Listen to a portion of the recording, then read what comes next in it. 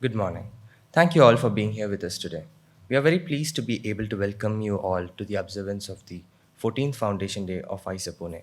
I would like to extend a warm welcome to our distinguished keynote speaker, Lieutenant General Madhuri Kanitkar, and to our respected dignitaries from the MUHS Regional Center. Brigadier Dr. Saurav Singh, Dr. Anuradha Chaugale, Brigadier Dr. Subodh Mulkand, Dr. Leena Gole, Wing Commander Dr. Harshal More, Dr. Mayur A. Giri, Dr. Mansi Kunte, and Dr. Ketaki Parimal Chaudhary. IISER has traversed yet another successful year in its eternal stride. To commemorate this, we have a director, Professor Sunil Bhagwat, here to give the year's director's report and to introduce the keynote speaker. We welcome you on stage, sir.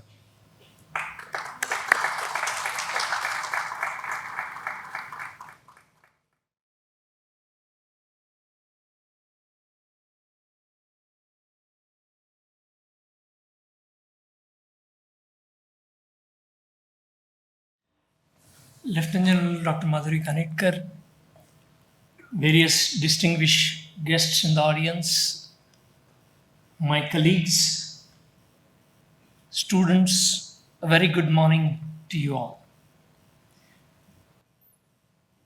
Since last year, I have been saying that we are a young institute, 17 going on 18, and today we complete 18.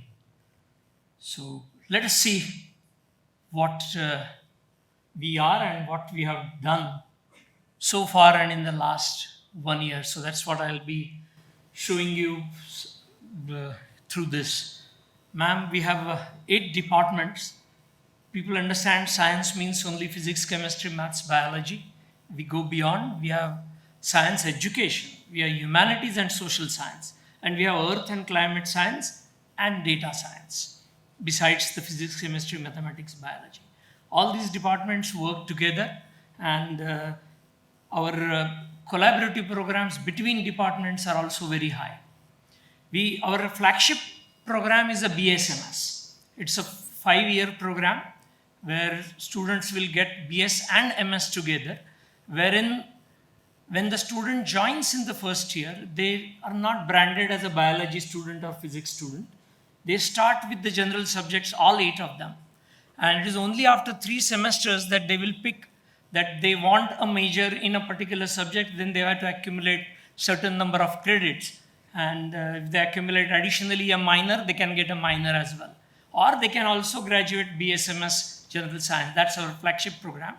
We also have a very fairly new MSc program where people who have done a 3-year BSc outside come for a 2-year MSc program.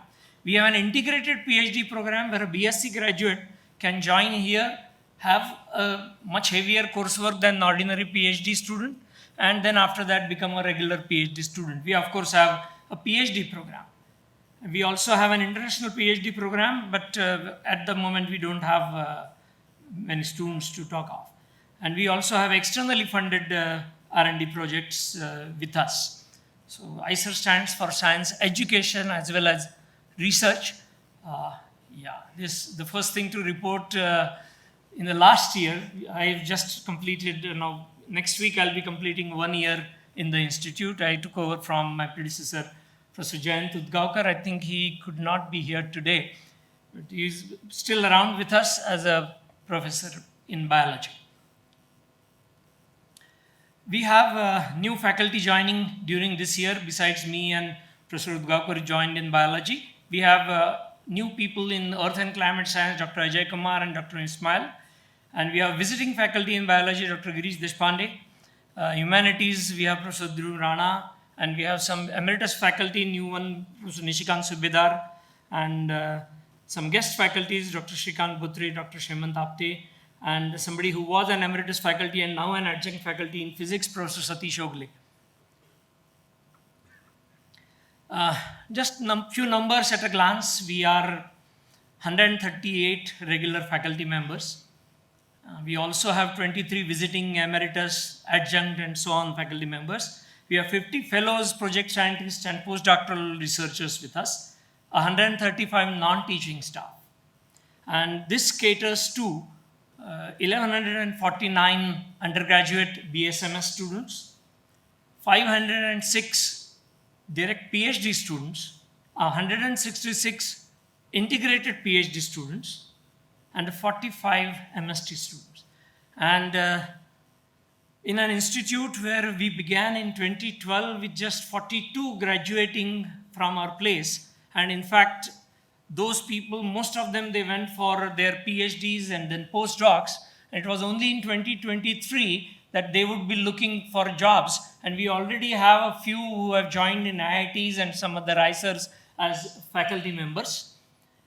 But this is the first year when our total alumni strength has crossed our current student strength. Our current students today are 1866, and after the last convocation we had in May 23, our alumni became 2003. So we have started an alumni association, and our connect with them is now growing, and that is where, in terms of numbers, where we stand today in terms of our number strands. In terms of our output, during the 2023 calendar year, we had 504 journal articles, 6 book chapters and book reviews, and total number of publications from this institute so far is more than 5,000. We also are active in patents because we realize when it's applied work, it is the industry which will take advantage of that, and for that we need to have patent protection for our work. This year we had 12 new applications. We got 13 published and we got 20 granted from the earlier applications. In fact, this year we had been very productive in terms of number of patents. As you can see, out of the total 36 granted patents that we have in the institute so far, 20 came just last 1 year. We totally have 89 applied and 36 were totally granted. Of that, 20 just came in the last 1 year. We are also having extramural grants with us, total 66 this year, adding up to close to 33 crores of extramural grants coming to us. It's a pleasure to tell about some of our highlights of awards. Professor Pinaki Talukdar became a Fellow of the Royal Society of Chemistry, UK. He also got the National Prize for Biophysical Chemistry Research. He became a Fellow of West Bengal Academy of Science and a JSPS Invitation Fellow in Japan. So that's Professor Pinaki Talukdar with us. Dr. Momita Muzumdar from Chemistry again won the Bronze Medal of Chemical Research Society of India. Dr. Sagar Pandit from Biology, DAD Research Ambassador. Professor Satish Ogle, who is credited with India's first sodium ion battery together with KPIT. He got this Researcher of the Year award from Indian Energy Storage Alliance. Dr. Seema Sharma, Physics, featured as one of the 75 women trailblazers of Indian science in the Vigyan Vidushi book by DST. Professor Devapriya Chattopadhyay, Professor Dr. Shravanti Chaudhary, Dr. Suhita Nadkarni from ECS Chemistry and Biology Department. They were named among the list of 35 women scientists under the Future Hopes category of Vigyan Vidushi. Dr. Ashish Arora from Physics got the Young Achiever Award at the 67 DAE Solid State Physics Symposium. Dr. Gayatri Pangat, she got the Ramchandran National Bioscience Award for Career in 2021 from DBT, and also the DBT Wellcome Trust India Alliance Senior Fellowship. Dr. Diptimay Ghosh became the Associate Fellow of the Indian National Science Academy, INSA. Dr. Pooja Sancheti from Humanities, she got this Rajendra Yadav Hans Anuvadit Katha Samman for the best translated story in Hindi. Dr. Mridula Nambiar of Biology, she won the DBT Wellcome Trust Alliance Intermediate Fellowship. Dr. Haripat Sahu, our mathematician, was elected Associate Fellow of the INSA and Associate of the Indian Academy of Sciences this year. Professor Sujit Ghosh got the Distinguished Lectureship Award of Chemical Society of Japan. Dr. Momanti Poddar, again a mathematician, she became an Associate of Indian Academy of Sciences. Dr. Parth Hazra, our chemistry faculty, won the JSPS Invitation Fellow together with Dr. Prasenjit Ghosh from Physics. This is a very special award. Our Technical Officer Ashok Rupner received Yash Kalyani National Vigyan Prasar Puraskar from the Yash Kalyani Sanstha, which is an NGO, in recognition of his science outreach and service to society. We were also part of the G20. You can see a photograph of him with our Honorable Prime Minister last year, and Ashok was recognized with this award. Professor Bhas Bapat from physics has a contribution to the Aditya L1 mission. ISRO's spacecraft was launched in September and reached the L1 point in Jan 2024. And Professor Bapat contributed in a major way in the design and implementation of the SWIS subsystem of the aspects, which is one of the 7 payloads ferried towards the L1 point. Professor Bapat has been involved in the Aditya L1 mission since his earlier tenure at Physical Research Laboratory, Ahmedabad. Professor Bapat, I think, is with us. Yeah. We had the visit of MOS Minister of State for Education, Dr. Subhash Sarkar, in April. He interacted with the institute members to learn about our research, teaching, and outreach activities. He visited research facility and interacted with our research scholars. We had a memorandum of agreement with the Indian Meteorological Department, because we have an Earth and Climate Science department. It was quite natural for us to do that, to advance our understanding in extreme events and improving human resources in field of weather and climate, and also to facilitate development of joint research projects, mentoring of students, and participation in training and workshops. In fact, just recently we had another occasion of interacting. I had an occasion, I'll talk about it a little later. We have a few international partnerships. We had an MOU with the University of Glasgow last year. It's a renewed MOU. So it has been going on since before our visit, ma'am, to Glasgow last year. We renewed the MOU to develop academics and research collaborations. We had a visit of Lord Mayor of London just this February to discuss common interest in science, education, and outreach. We had a visit by UK Minister of State for Science and Technology to renew the commitment on the phase 4 of UKERI. For Bioscience Tech, which is an IISER partnership project, a consortium agreement, it was signed at IISER Pune with partnership with France. And incidentally, the flowers that you see on the side are shot on our campus. So that's also an indication of our beautiful campus to you. We received endowments, commitments of 4 crore plus from corporates and individuals towards outreach, R&D, and student development. We had this IISER Pune Idea Scholarship to 20 meritorious students, financial assistance to 140 students from economically weaker section through corporate support. Infosys Travel Grant was given to 38 students, and Zytel Best Thesis Award to 7 MS and 4 IPhD and PhD scholars during the 10th convocation last year. We have good partnership with the industry as well. We had MOUs and agreements and amendments with the industry partners, 20 of those towards research collaboration and expertise, and 15 towards CSR and donations. We also are engaged in advisory consultancies. We had 2 new last year and 5 ongoing with the industry during the last financial year. 2023 edition of our IISER Pune Industry Conclave had over 100 industry representatives participating in it. This happened August last year. And we also participated in the CSR conclave organized by Department of Public Enterprises, Ministry of Finance in September at New Delhi. Amongst the student achievements of our team of 14 undergraduate students won gold medal at the IIMS Synthetic Biology competition. 10 research scholars in our campus received Prime Minister's Research Fellowship in the last August 23 cycle.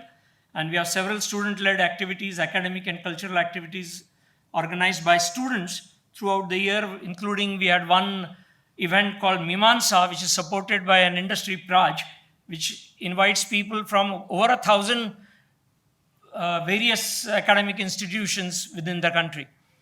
We are also good in sports besides our studies, and we have a research premier league. This is where we met people from IMD also. It was just, actually the start of it was just a couple of days back, where I got the occasion of inaugurating that sports meet, and with IISER Pune, NCL, High Energy Materials Lab and Armament Research Lab. And I also had the occasion of facing a few leather balls, which were unexpected when I went there, but it was a pleasure.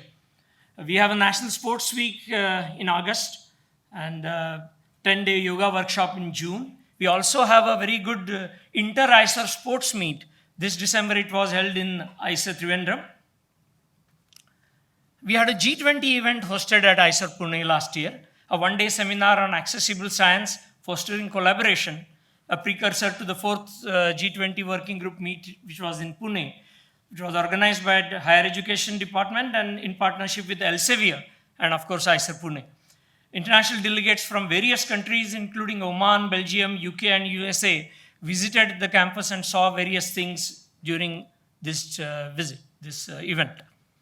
We have a very good outreach activities. Ashok was part of that, as you saw earlier in the ward. We have a science activity center which engaged with about over 2.5 lakh participants during the year, including online. We have Wednesday school visits and college visits. A busload of kids and teachers come there every week. Weekly online sessions, workshops, and visit by various delegates. We participated in the Akhil Bharatiya Shiksha Samagam in 23, and that's where that photograph with the Honorable Prime Minister was there. It was an NEB exhibition in New Delhi. We are fairly good with new activities. We started something with the Pimpri Chinchwad Science Park last year. We also talk about our science outreach activities through the Science Media Center. We organize workshops on visual design, 3D illustrations, animations for science communication, life history interviews, and documentaries production for BSMS and PhD students. It was hosted by, we hosted the Science Journalist Roundtable, which is part of the British Council Global Partnership Grant.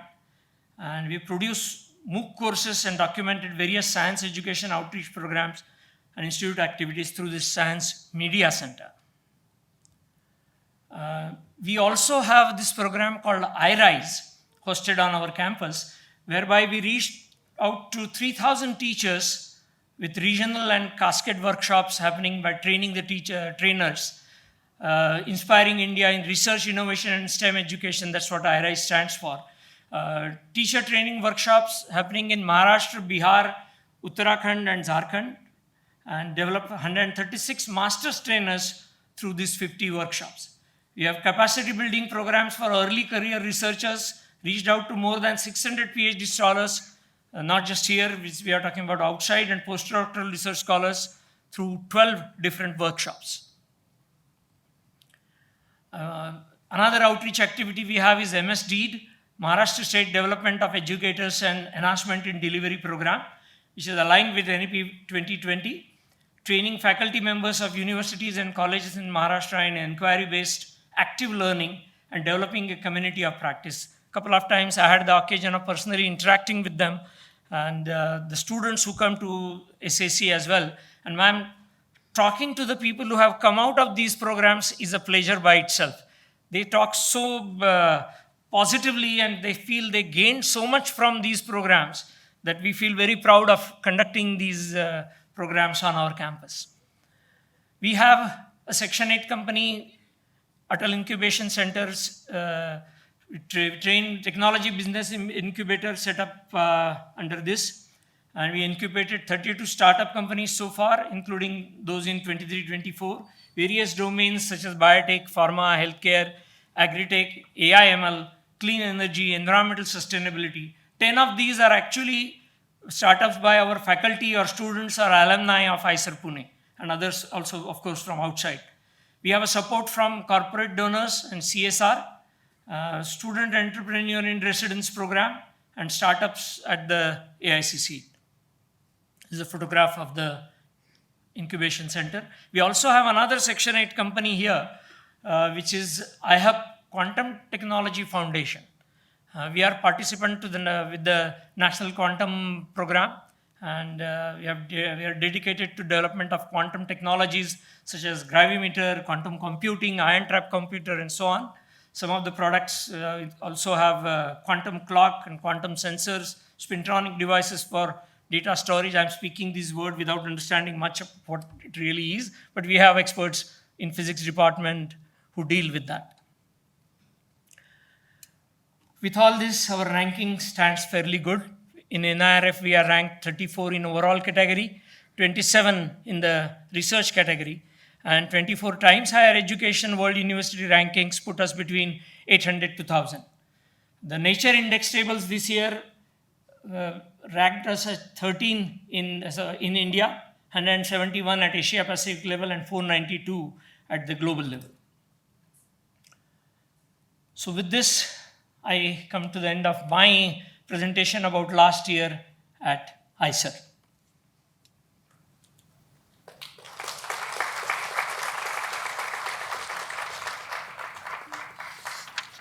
I have a pleasant duty to perform to introduce our chief guest, Lieutenant General Dr. Madhuri Kanitkar.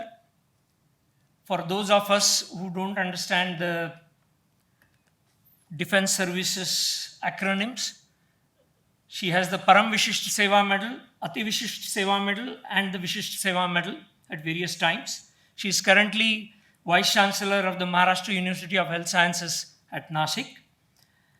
She assumed the prestigious appointment as the Honorable Vice-Chancellor on 1st November 21 after 39 years of service in the Army Medical Corps. She is a medical graduate of AFMC Pune, postgraduate in MD Paediatrics from INHS Asvini, again an acronym, Indian Naval Hospital Ship. She has had the distinction of being first in Pune University in all 3 phases of MBBS. The Honorable Vice-Chancellor is a pediatric nephrologist who has done her post-graduation in pediatrics from Mumbai in 1990 and training in pediatric nephrology from AIIMS, New Delhi, followed by fellowships at NUH Singapore and GOS London. She has also completed the FAIMER Fellowship in Medical Education. Honorable Vice-Chancellor has been Professor and Head of Pediatrics at AFMC and also the Dean at her alma mater.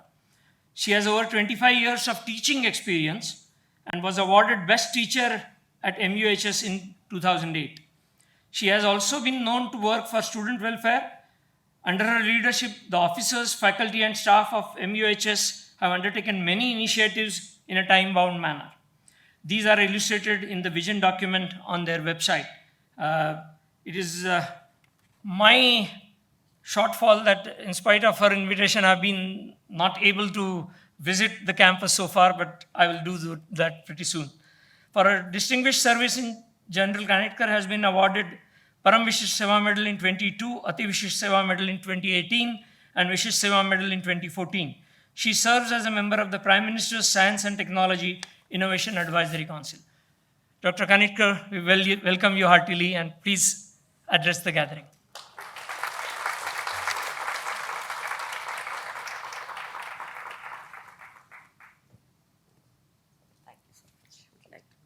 Good morning to everyone. Professor Bhagwat, all the faculty members here, and my dear friends, and some of the students who are attending, I think. Firstly, I thank you all for this invitation, especially Professor Bhagwat, for giving me this opportunity to come on this wonderful day to this campus. The energy that one got just driving down into the campus and the green, beautiful surroundings is something to really experience. Thank you so much. I congratulate you, the faculty and students of this institution, as it's 18 going on 19. I think it's a landmark event because you've reached adulthood. Because, I mean, as a pediatrician, you have your milestones where you go through being a toddler to an infant, and then the difficult period of adolescence. And from that, you've now become mature adult, have the voting rights, you can change the world.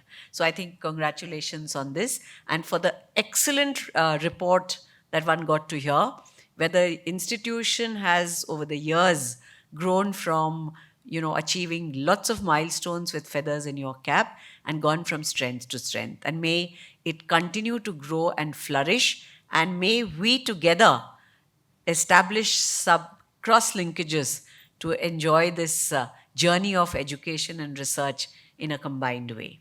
So when I was asked to give this talk to IISER today on the Foundation Day, I said, what do I have to say? I thought it was something where the institution is churning out young, brilliant minds. I know what the competition is to get into IISER. And students coming in over the years, the importance of science has reached the common man. Otherwise, it was what do you do? Do a BSc, do an MSc. But we have seen that it is science which will change, which will help the nation grow. It is science which will find solutions to our problems. But for that, the students from day one probably need to understand the problems and that I am going to be the change I want to see in the country. And when we have such brains where India has today the youngest population, we have more than 60% which are less than 35, and the whole world is looking at India for two reasons. One is we have a human resource, we have the brainiest people, we have very hardworking, resilient people, and we are a growing economy. So in that, instead of gone are the days where we all looked west. The moment we finished, it was okay. What do I do? Whether I should go to the US, whether I should go to UK.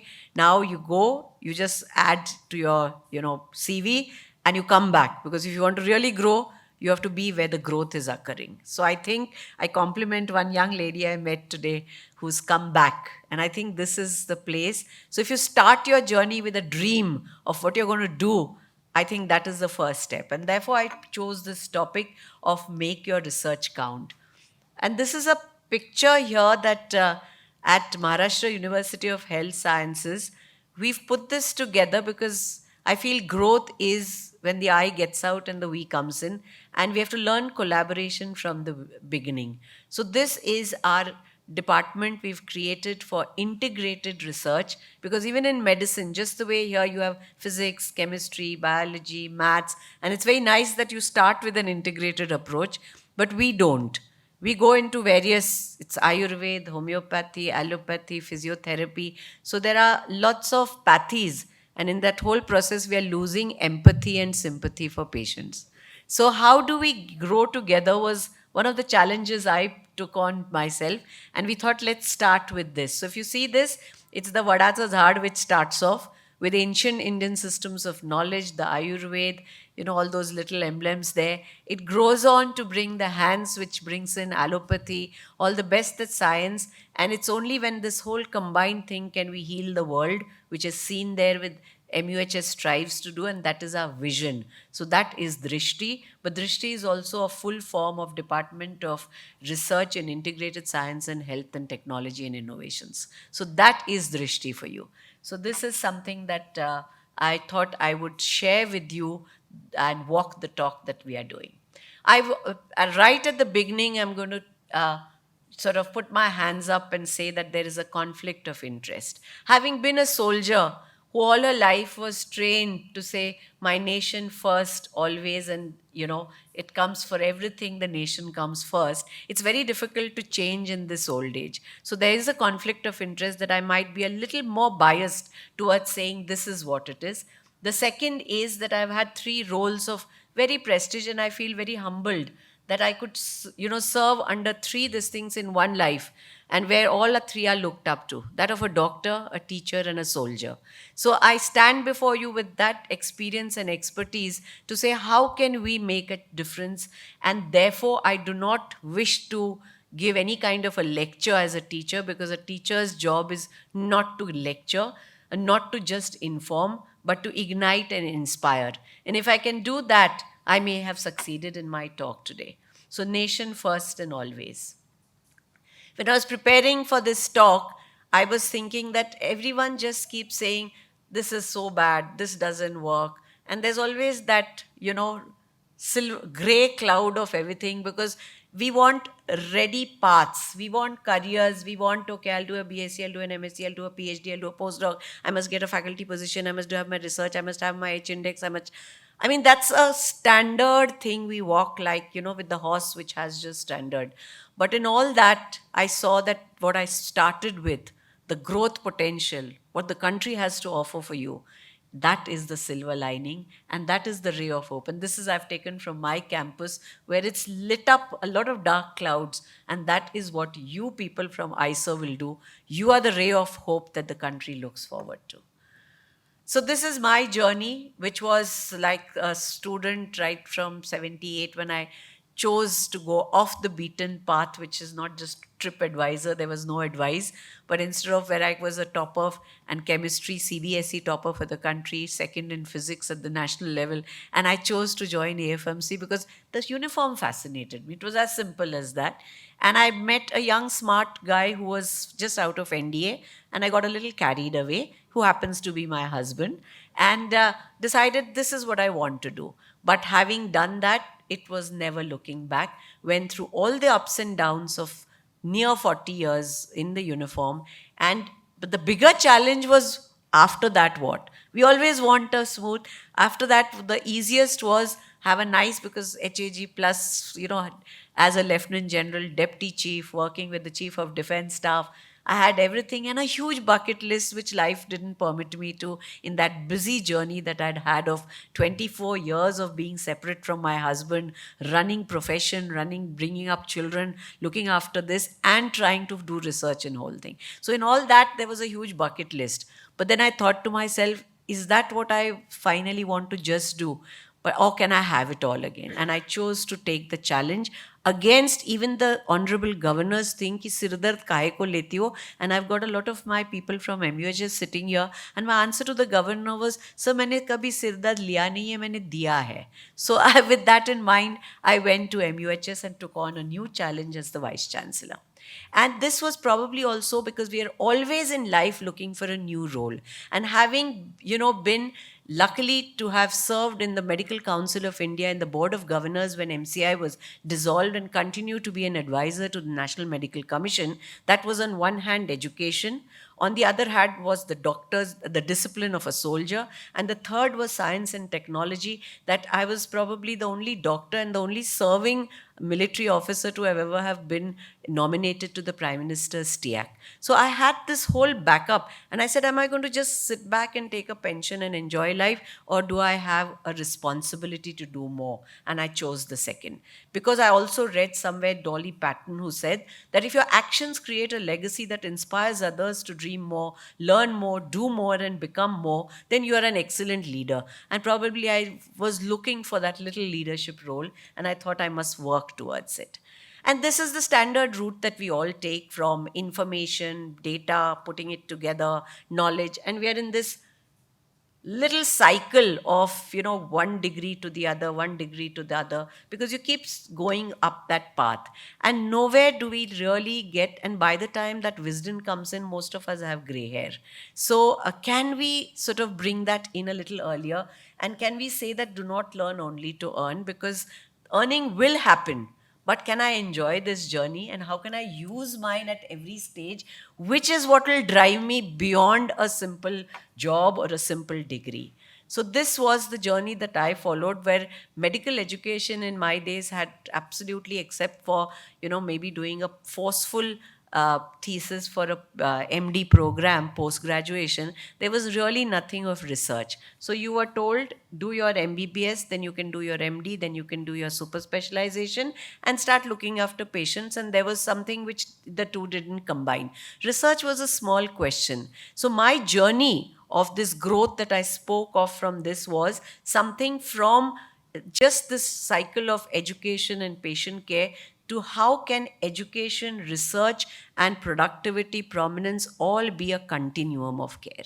And can I let one drive to the other? And this is exactly when I went on to the STIAC and had the opportunity of meeting the Prime Minister, and he said, what would you like to do? And I just told him that this is a triangle where medical education is one corner, research is happening in the science labs, and I've had an opportunity to work with Dr.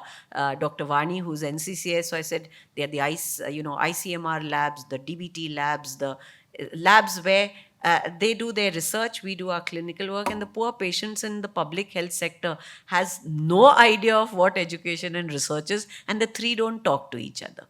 So can we be somewhere talking to each other, to have translational, to make our science, and know I understand that my science makes a difference. I think that will drive more and more if it comes from the beginning, that can we see a bigger picture. So therefore, with that, I mean, it was not that this wisdom came, like I said, it took years for it to come. But from the beginning, somewhere there was that desire, and posted in a small military hospital where research was nowhere in the thing, but I saw a problem. I saw a problem and tried to address it, and these were probably the small steps. And when I presented, I said all I did was cook some rice and give some, and I avoided IVs and treated a whole epidemic of diarrhea. And one of my teachers said, doesn't matter, be a big fish in a small pond. Everyone wants to be a small fish in a big pond, wants to have everything ready for that. So I think this was what I started with. And that's why today, when at 40 years, when finishing service, I could still see a thing and say, okay, I want to take on more challenges. So start from the beginning on taking on challenges. The second thing is how to move forward. And I use that as, am I sensitive to a problem? It could be anything. It could be your everyday. It could be what the more educated you are, the more you realize and can understand. But for that, you need to get out of your comfort zone and talk to people beyond your own domain. That's when you start understanding real world problems. Otherwise, you're focused towards education and research without really seeing what you're trying to work towards. Then, can I work towards a solution? That's where your science and training comes in. Can my solution be AFAS? Affordable, feasible, acceptable, sustainable. I mean, that's something which our country cannot afford to forget.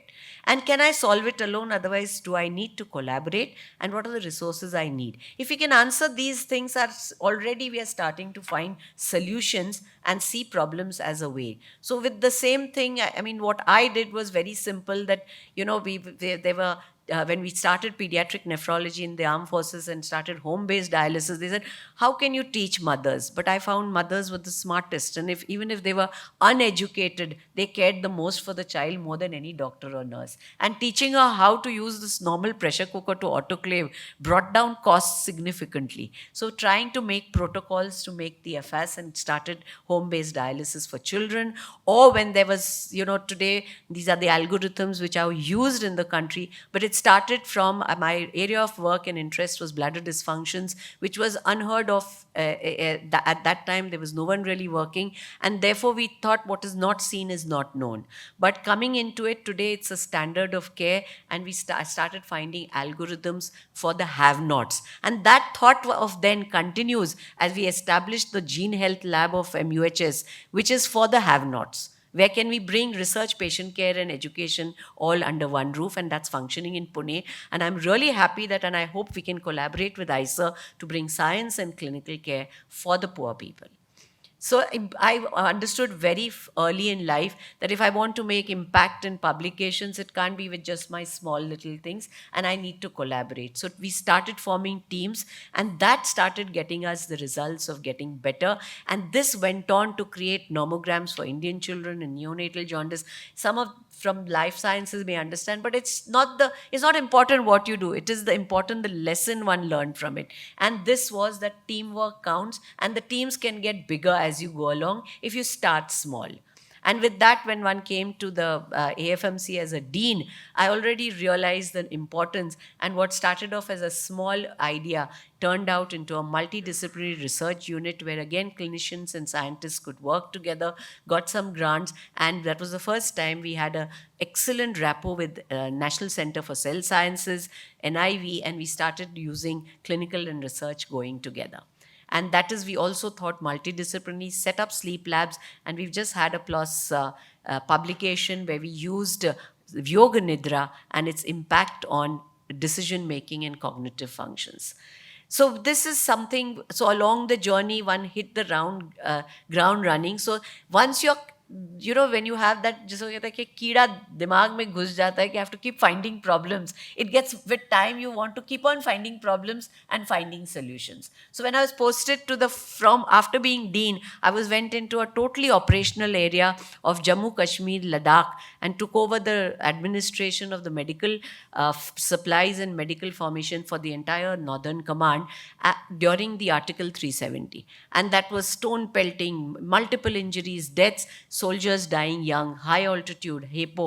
So I started looking at it with a scientific mind, and we started finding answers to why we were having so much frostbite, why we were having more of HAPE and haze, that is your high altitude pulmonary edema, what causes death in our bullet injuries, looking and analyzing data, finding out and treating a simple intervention of treating young MOs to put in an intrathoracic drain, because our jackets which were there were in such a way that when the soldier raised his hand, he got the bullet into the chest, causing a pneumothorax, and they couldn't reach a health and he died. So it was just looking at data, looking at things, understanding, or looking at studies, generating studies like the global methylation and gene specific, this thing for inductees to have rapid induction. So this was how translation of practical problems for finding solutions through science and designed such subjects. But while taking that, the biggest opportunity came my way for innovation was during COVID, because two things happened together. I suddenly became a lieutenant general in February, and by March, the lockdown was and the COVID was on us. And this was the first time that a chief of defense staff for the integrated services, and I was his medical advisor. When I took over again, everyone said, "What will you do? Because this is a new post, there's no work." But COVID hit, and there was so much potential that working round the clock, creating protocols, setting up jumbo hospitals, and one could handle all of that only because you had a scientific mind which was trained and polished with experience. So therefore, when the world said the mask is going to be useless, when the WHO said no cloth masks, when ICMR said no, the principal scientific advisor's office said start using cloth masks. And I was quite instrumental in getting this thought process. The evidence came later, it was out of experience, and then the world started using it. The same way, using innovations to set up 1,000-bedded hospital. The first one was set up in Delhi, and from scratch, within 3 weeks, we raised this hospital, and then the model was this thing across. Or for the using that, again, one starts, you never stop learning once you have a scientific mind. So suddenly in COVID, I found that the science was that mathematical modeling, and from being a health science, I was talking of beta, R naught, epsilon, rho, reach factor, working with Dr. Manindra Agarwal and Vidyasagar, and we produced this thing called Sutra, which was the modeling where we were then giving a lot of inputs to Niti Aayog and the Empowered Group for actually looking at this. The same thing where mental wellness was an issue, where we found young suicides coming in. We've created application for mental wellness using CDAC, NIMHANS, and AFMC, which under the Principal Scientific Advisor's Office. So it repeatedly what goes is that collaboration was what won us. The country came together, and where the whole world, New York Times, everyone said, we will die like flies. India will see there's no way. But India was one country which came out victorious. We had never heard of RT-PCRs. We had never heard of these. But we had overnight, we produced ability to test. We made our own PPIEs. We got self-sufficient.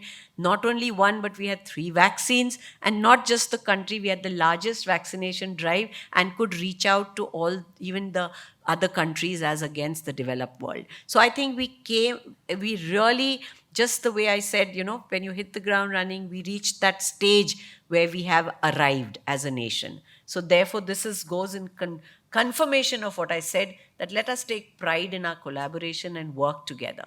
And with this thing now, I've taken another bold step that besides the vision of developing a vision document and creating everything in MUHS within 2 years, we have now trying to develop India's first state-of-the-art led network of centers of excellence for Maharashtra, which has been announced, but it's going through its hiccups. And we hope to this thing where we'll network for your data science, for all our top colleges to get together, because the patient workload in our hospitals is unimaginable to the Western world. Most of our hospitals have 8 to 10,000 patients coming in every day, which is unimaginable. So look at the data that we can, but we need to work together, because you tell busy clinicians, send us data, it's not going to work. They have enough on their mind. So we have to find innovative ways of collecting, capturing, using that for our research. And this again is with absolute deliverables, how to again, the same triangle that I started with: how to advance medical research, enable educational excellence, enhance quality of care. And we've implemented it and tried and tested it when we ran out and adopted 18 villages of the absolute Naxal ridden and conducted research called the Blossom Project. Blossom is an acronym. Again, MUHS loves acronyms. Blossom stands for, because we found in that tribal belt of Nagpur, the commonest problems were breast cancer, liver diseases, oral cancers, sexually transmitted disease, sickle cell anemia, osteoporosis, and malnutrition. So that's Blossom for you. And we finished data and captured for 6,000 people. And we have 200 data sets on every patient. The biochemical and analysis is going on. We've also launched our Degree Plus program, because I kept feeling that we are giving degrees, but where is the skilling? So we have a lot, huge educated without life skills. So we are starting all this on an LMS, including a foundation course for healthcare professionals to teach healthcare professionals to understand scientists' data language. So we are starting a foundation course. Rizwan Koita has helped us develop this, and we are ready to launch it, and including the National Health Authority is taking. So with all this background, the question you'll ask me is, what can I do? So what can you do? I think firstly, find your own passion. Because if you're working on something exciting that you really care about, you don't have to be pushed. The vision pulls you. And may each of you be pulled by your own vision. I can only give you an appetizer. So there is, as scientists, there's always this thing of need to publish or perish. So there are challenges, whether it's for grant applications, faculty positions, citation score, H index. But what is the opportunity you have in India? It is poised for a science revolution. The National Research Foundation has been announced, wherein taking it to grassroots levels will be the job of you enlightened people. And we have to find our own solutions to become a Viksit Bharat. So prominence and productivity can go hand in hand. There's a huge mismatch today of data generation, but we are slowly edging up in our publications. Otherwise, if you see where the population, if you population-wise, the lower charts look at India, China, but look at where data is an insight coming into. So we need to have our own insight. We can't just extrapolate what the Western world gives us. And if you look at biomedical research, it is flawed. So we need to actually look into it and do it ethically for ourselves. And the main important point is, are we working together? I said the importance of collaboration, but look at top 10 institutes in India and the top 10 institutes globally. You will find, and it's really great that IISER is somewhere there, because IISER is already collaborating. But otherwise, it's all labs, and whereas top 10 institutes in globally are the state universities. So here there is a disconnect, and I think that is what is important for collaboration. And the PM STIAC has given a huge number of opportunities, because there are missions, and I'm very happy that one of the missions was quantum physics and quantum science, and there's a workshop going on here in IISER. It also talks of the city clusters, and it's really exciting that today itself the PKC is having its meeting in Pune. So this was all envisaged as part of the thing, and I happen to be part of that subcommittee which is designing these, because what we lack is cross connection between academia, industry, research, government. They're all working in silos. So these clusters were created for that, to find solutions to local problems and then scale it up for global. And India presidency, we saw how IISER contributed, and I think Discover, Disrupt, Develop was the disruptive science for innovative sustainable development was the theme. And you already have these departments where clean energy, you are working for universal holistic health and connecting science to society and culture. These were the themes of this, our G20 presidency. But at the same time, we must be aware in health, what are the problems? We want to eradicate TB. It can't be done without science. It has to have it. No amount of government funds are going to cure science. Eradicate sickle cell anemia. We've announced, the mission said we will check everyone and give them a card. Are we justified in doing it? What will we do? Telling young girls, you have sickle, here's your card. What will the society do? She can't get married, she can't have a life. Are we justified in doing that? Instead, Can we do something to have genetic modification? And just for interest for you, this thing, when we looked at 60,000 samples from Nandurbar, we found something very fascinating, that a large percentage of people with sickle cell disease had actually a very high hemoglobin, fetal hemoglobin, which protected them, and they were asymptomatic. So if there's a natural mutation occurring, can we rapidify that mutation in the population and let them live happily with sickle? Why are we screening in them, telling them you got this? So it's like telling someone, now you have HIV. What do you do if you don't have a solution? So I think we need to look, science needs to come across and make it. So how can your work matter? Firstly, go beyond self-made boundaries. Don't look at it in a linear fashion. Have collateral vision. Education is for society, so you have to find how you're the lucky people who've come into institutions like this. What can you contribute for society? You need mentors, so you're lucky to have excellent faculty, excellent this. Keep finding more. Go beyond to your achieving of degrees, and change your information to wisdom by looking at the bigger picture. Think of your own passions which you want to. And again, what I started with, nation comes first. And each one of you, whether you wear the uniform or not, we need to contribute. Our nation becomes great if we do it. So everyone in life needs a map to reach from point A to point B. And it's not always a Google map. I think my map definition is a mentor, an attitude, and a passion. So if you have these three, I think you can reach anywhere that you want to. So keep an open mind, because it is the downs which rise you up. So I like the kintsukuroi, which is the Japanese art where a broken pot is put together with glue. And I stand here because I think I didn't this is not the time, but I've been banged down to the ground a number of times. It was not easy surviving and rising in a really male-dominated military kind of a environment and take science in this to the next level. But if you're passionate, you can do it. And you have to have the Pareto principle of 20-80. Don't shut yourself in a world. Keep little porous openings. If you have 80% of the time people from your own you're working with, 20% should be from arts, theater, social sciences, because that's what is important. Your reading, your friends, the time spent, 20% should be, then you have the funda correct. So ethics is the most important in research, and I think that is something which is non-negotiable, no cut, copy, paste. But at the same time, it's excellent that an institution like IISER has a Department of Humanities and Social Sciences, because I feel society grows when the left brain and the right brain grows together. And you need the connections between the two. In medicine, we say that it is the science of medicine, but the healing is an art. So it's science and art which have to go together. So if your left brain tells you science, decision, attitude, reasoning, logic, I think it's important to have language, religion, family, art, culture, because that brings you the relevance of your science important.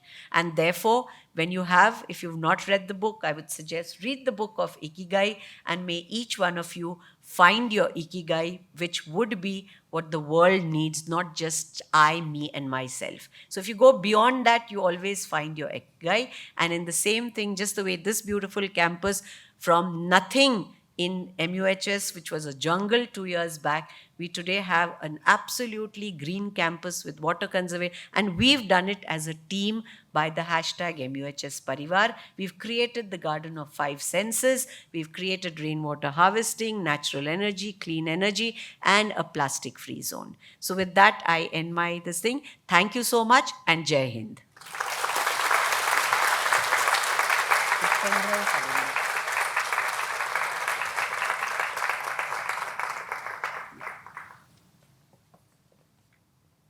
Make your research count. Sure we will, ma'am. Thank you for your wonderful addressal of this day. Now we will like to call upon the director to present the memento to the keynote speaker.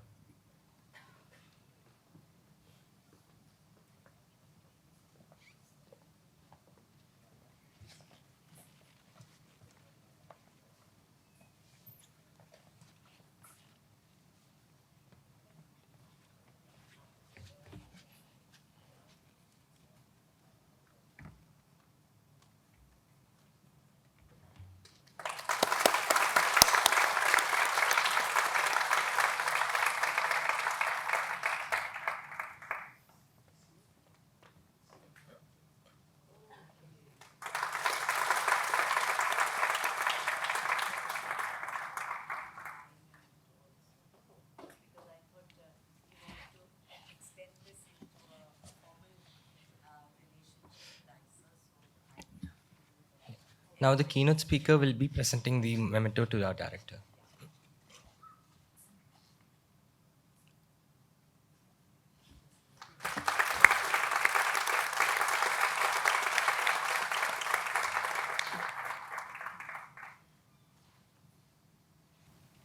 Richard Feynman once said, "There are no miracles. I was an ordinary person who studied hard."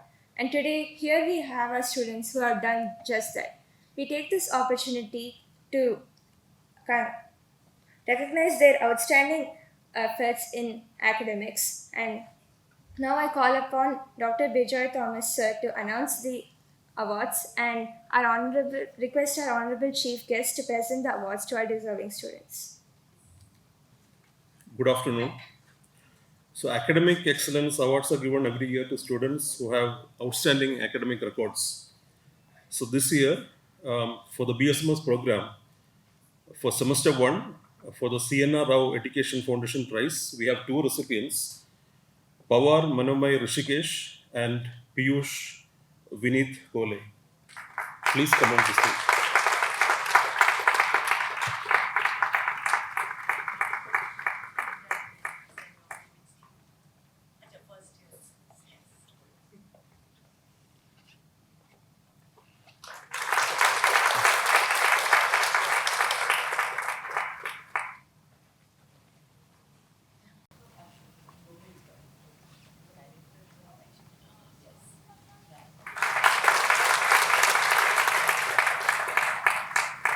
For BSMS semester 2, we have Dhridiraj Vastav Kalita.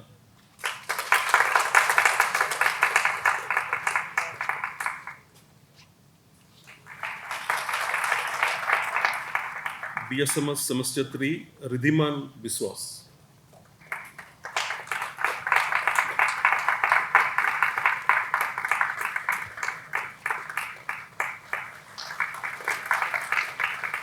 BSMS semester 4, Vignesh M. Pai.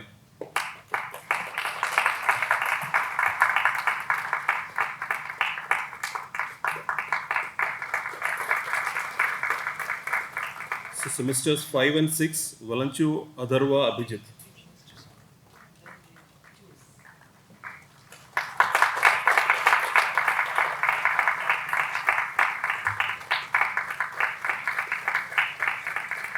For semesters 7 and 8, Ritik Haldar.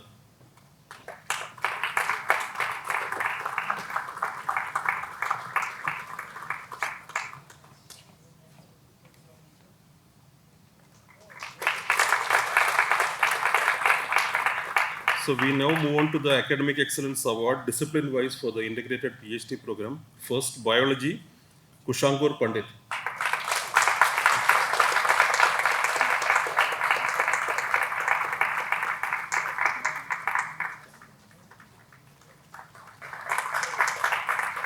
Chemistry, Rajdeep Chakraborty.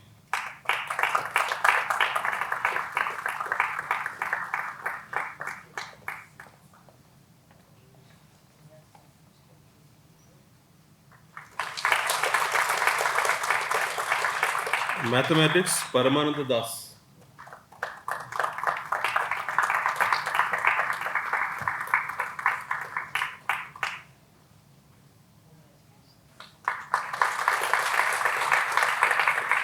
Physics, Ojasvi Sharma.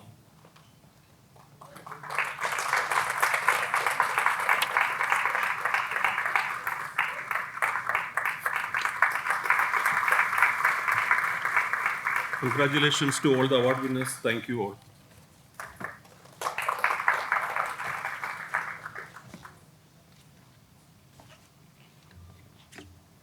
Our faculty members are the pillars of our institution. They have dedicated their lives to imparting knowledge by not just covering subjects but uncovering the beautiful realm of science before our eyes. Today, we acknowledge their invaluable contributions by presenting the certificates of appreciation. We request Professor Pinaki Talukdar to announce the awards. Good afternoon. Every year on Foundation Day, IISER Pune appreciates its faculty members for their teaching. The shortlisting of teachers for this appreciation is based on primarily the students' feedback. This year, we recognize 10 faculty members for their teaching, and these faculty members have been selected from 6 different departments.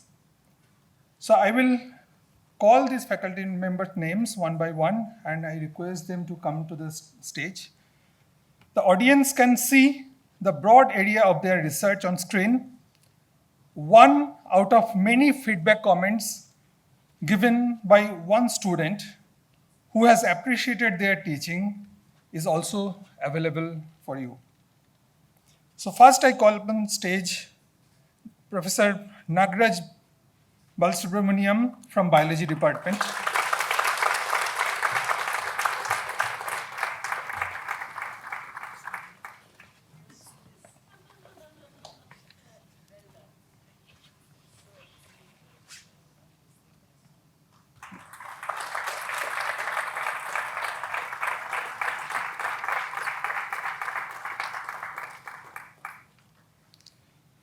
Dr.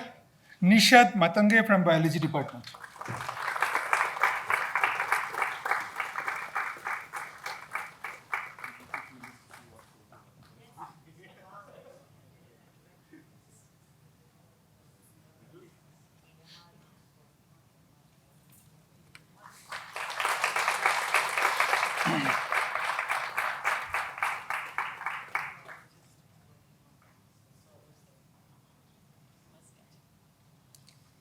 Dr. Pramod Pillai from Chemistry Department.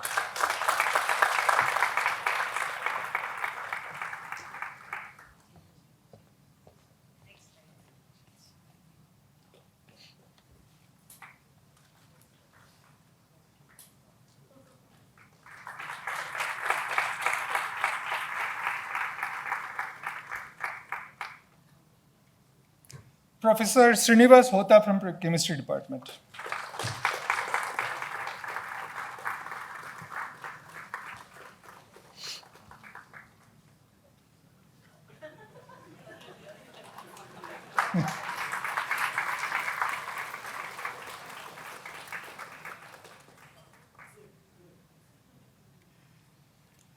Professor T.S. Mahesh from Physics Department.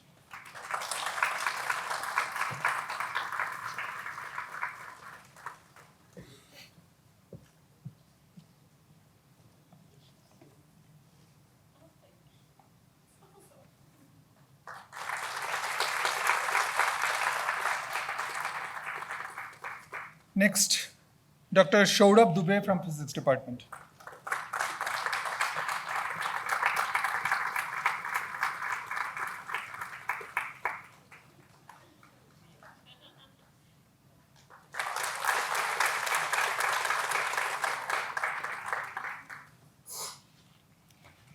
Professor Shomen Maiti from Mathematics Department.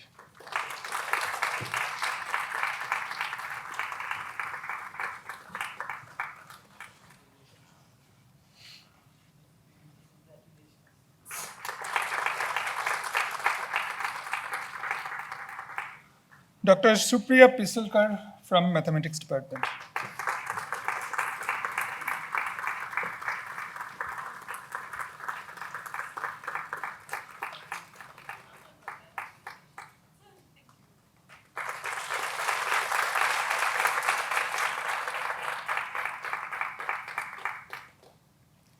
Professor Debapriya Chattopadhyay from ECS Department.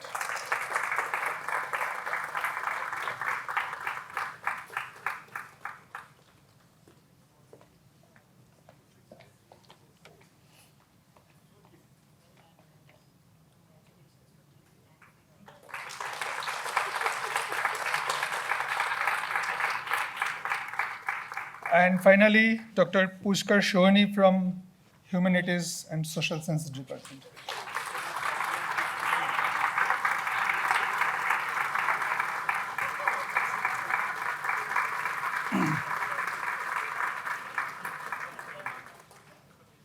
Thank you. It takes a lot of effort to make something look effortless, and these unseen efforts are put day by day by our dedicated staff members, without whom the smooth functioning of this institution would not be possible. Today, we bring them into the spotlight to honor their hard work and commitment. We invite Professor Srinivas Hota sir to announce the awards.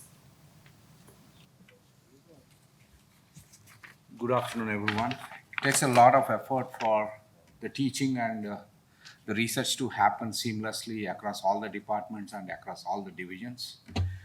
And a lot of people are involved in organizing that entire thing, from the administration to the academics to the purchase to various different sections which are present in IISER Pune. And I have been given the great honor of announcing their names, and I request all of you to come forward and take your award from the chief guest. And somewhere around January, the call goes to all the section heads to nominate or recommend a person from their respective departments to select one, and then they will be honored on this day. A lot of effort has gone, but nevertheless, not only all these who receive this award, but rest of them are also important, and they have contributed. For this year, we actually give the appreciation award to about roughly around 25, 26 people, and I call upon their names. The first one is Mr. Ranjan Kishore Sahu. He is a junior office assistant in the academics department. Please.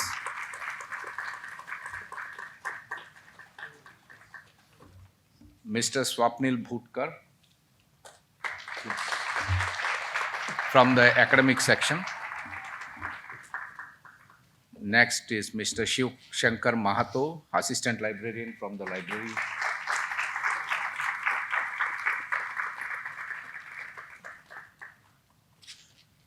Dr. Abhijit Biswas from technical officer in the chemistry department.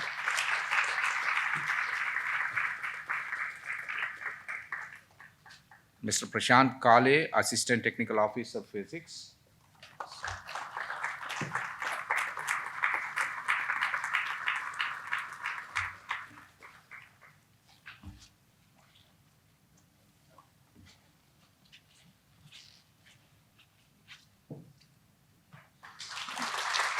Next is Mr. Ashok Rupner, Senior Technical Officer from Science Activity Center.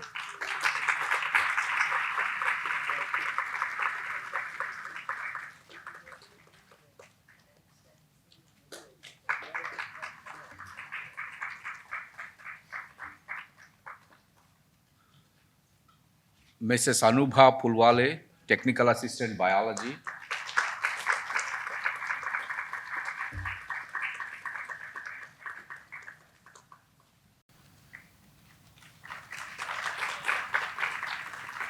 Mr. Yashwant Pawar, Lab Technician Biology.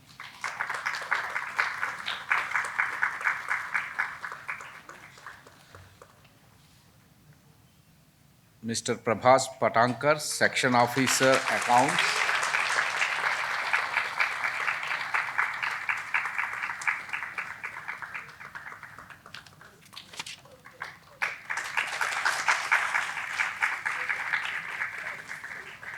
Miss Ruby Soni from Senior Office Assistant in ECS.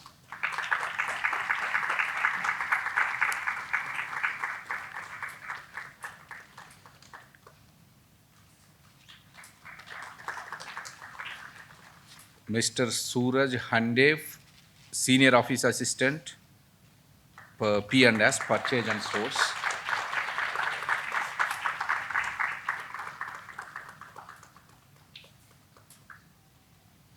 Mr. Santosh Relekar from Laboratory Technician, IT.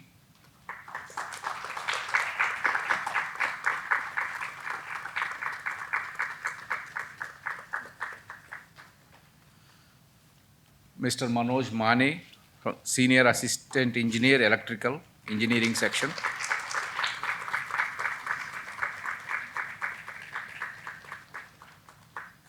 Mr. Tushar Kurulkar from Senior Office Assistant Administration.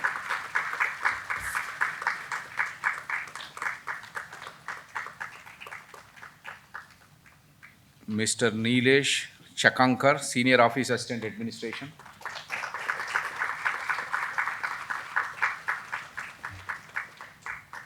Mr. Avinash Abhale, Chief Security Officer.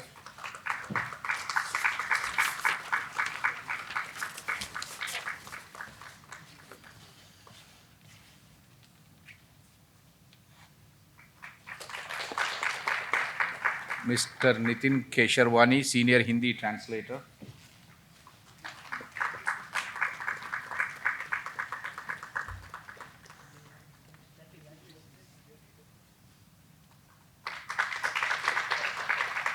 Mr. Manoj Chaudhary, Private Secretary in the Director's Secretariat.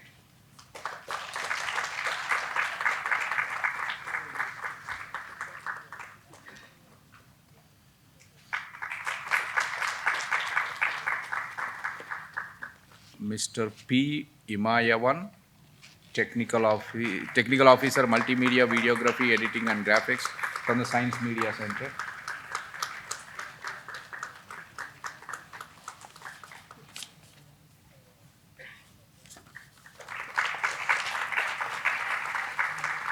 So it's not only that we have permanent employees who assist us in administration, but there are some people who are hired through the manpower agency, which happens to be Goodwill, and Miss Savita Mapari, who works in the grant section.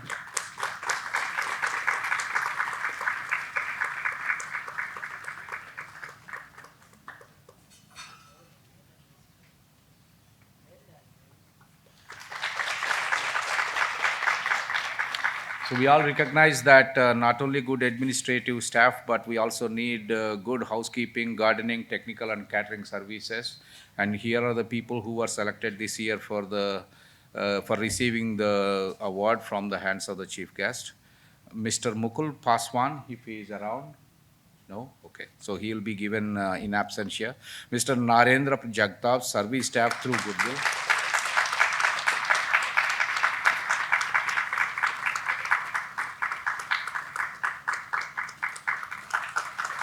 Mr. Kishore Misal, housekeeping.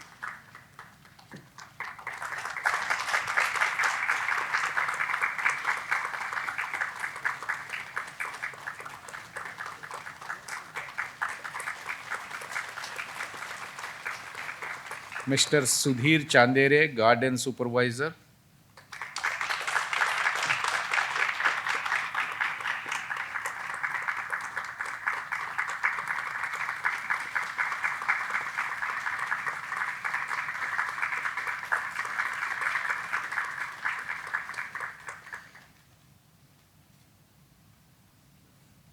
Mr. Anil Sutar, gardener.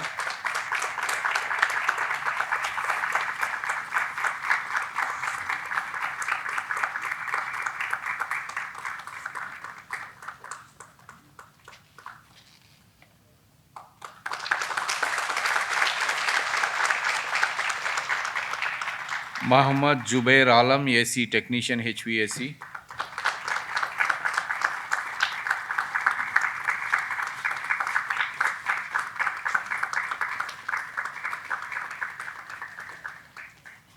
Mr. Avinash Kedari, plumber.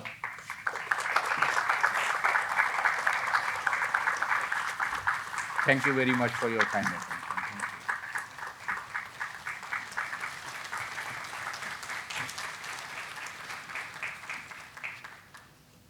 As our event draws to a close, I would like to call upon the Dean of Academics, Professor Girish Ratnapaki, to propose the vote of thanks. Good afternoon. On behalf of IISER, I have the privilege of thanking all of you for being part of the 14th Foundation Day celebrations at IISER Pune. First and foremost, I'd like to thank the Chief Guest, Lieutenant General Kanitkar, who has very graciously accepted our invitation to come to IISER to share her thoughts with students, staff, and faculty, and also the team from MUHS, which has accompanied her. I'd also like to thank many of our distinguished guests who we invited and who very kindly attended this event. And all of us together have celebrated IISER's progress over the last few years. And last but not the least, I'd like to thank the students, staff, and faculty who have organized this entire event. We talk about interdisciplinary work, and the reason this entire event went off smoothly was because of a lot of hard work from staff, students, and faculty. Thank you very much.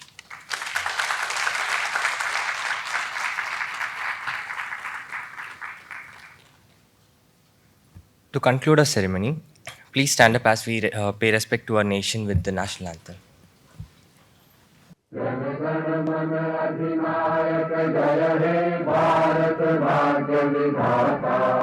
Punjab Sindhu Gujarat Maratha Dravida Utkal Ganga Vindhya Himachal Yamuna Ganga उच्छल जलधि तरंगा तब शुभ नामे जागे तब शुभ आशीष मांगे गाहे तब जय गाथा जन गण मंगलदायक जय हे भारत भाग्य विधाता